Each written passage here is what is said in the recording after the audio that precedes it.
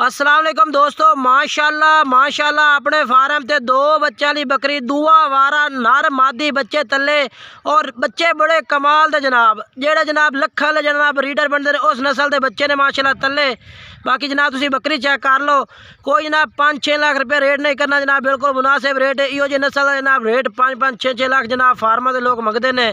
ये जनाब माशाल्लाह बच्चे तेन मैं चेक करवावा, माशाल्लाह बड़े कमाल के बच्चे ने चिट्टे मक्खी चिने नर ते मादी माशाल्लाह तकरीबन 2 महीने 2.5 महीने उम्र है इन्हों की।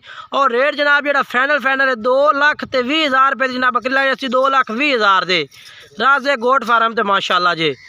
राबता नंबर 0319 85 57 563 0319 85 57 563 व्हाट्सअप कॉल नंबर है। इससे तुसी राबता करके जनाब माशाल्लाह माल खरीद सकते हैं।